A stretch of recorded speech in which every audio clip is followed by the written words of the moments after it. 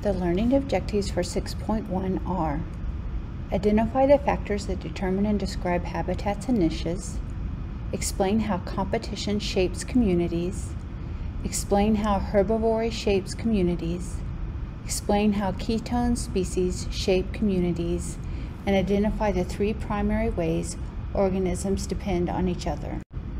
A habitat is an area with a particular combination of physical and biological environmental factors that affect which organisms can live within it.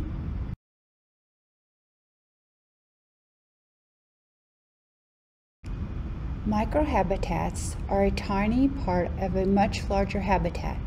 It has its own set of environmental conditions called its microclimate.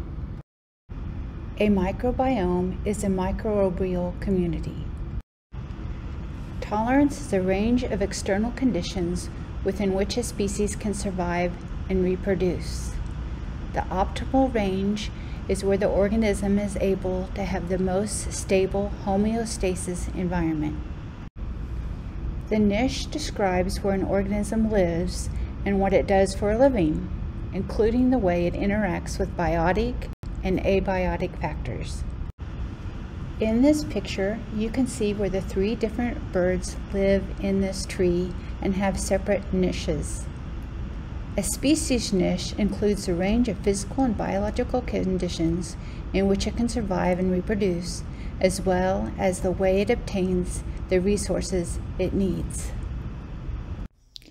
A resource is any necessity a species needs to live, and differs for each species. Each niche offers a special blend of resources, allowing organisms living within it to thrive. The abiotic or physical factors that a species needs are also included in a species niche. The niche also encompasses the biotic or biological factors needed to survive. Examples of a species' biotic factors includes the food it eats, the way it obtains food, and how it reproduces. Competition is when organisms attempt to use the same limited ecological resources in the same place at the same time. Competition among members of the same species is known as intra-specific competition. The prefix intra means within.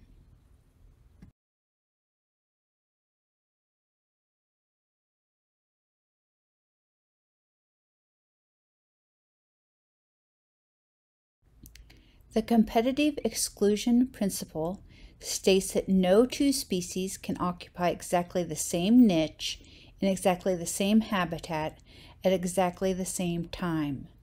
When this happens in nature, one species wins and the other dies out. In this graph, we have growth curves of two species of Paramecium. The dotted lines represent if the Paramecium species lived separately.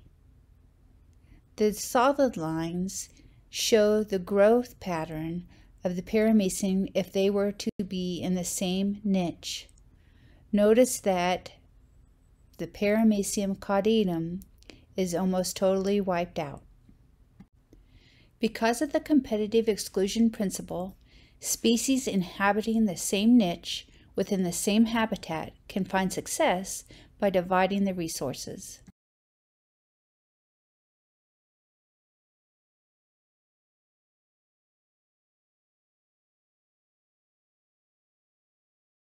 Food webs identify which organisms feed on which other organisms, often distinguishing predator from prey.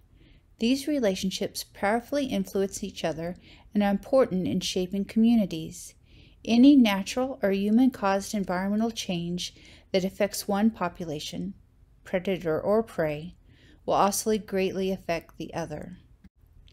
The relationship between predators and their prey are tightly intertwined. This is especially true in areas where each prey species has only one predator, and vice versa. Herbivores and the plants they eat share a similar relationship to predator and prey, though the plants can't run away from their predators.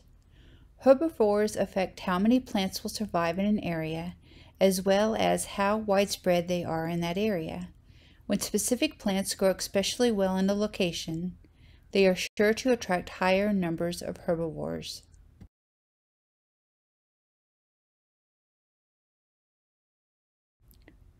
Herbivory affects the size and distribution of plant populations in a community.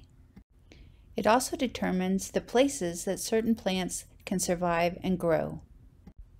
A keystone species plays a vital and unique role in maintaining structure, stability, and diversity in an ecosystem. These single species have a powerful influence on a community habitat. Changes in their population size can have dramatic effects on the entire ecosystem. If a keystone species is removed from one area, it can cause the ecosystem in that area to collapse entirely. Once an ecosystem has been changed in this way, returning the ketone species to the area may or may not help return it to its original condition.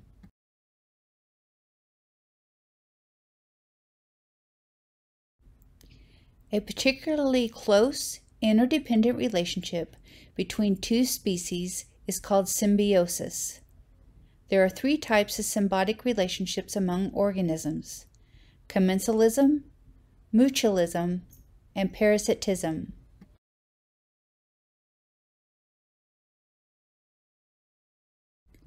Commensalism is a symbiotic relationship in which one organism benefits and the other is neither helped nor harmed. This type of relationship occurs among a wide variety of large and small species. Many organisms living together in biomes share commensal relationships with each other and larger organisms.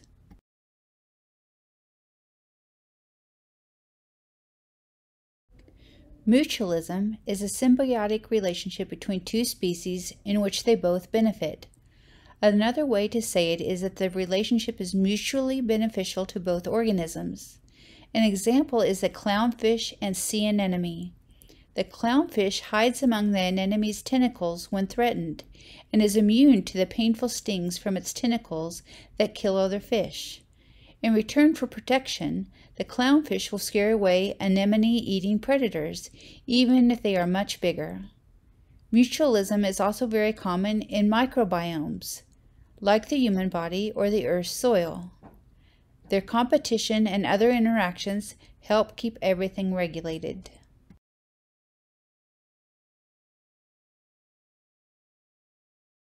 Parasitism is a symbiotic relationship in which one organism lives inside of or on another organism and harms it. The parasite takes what it needs from its host and makes the host sick or kill it.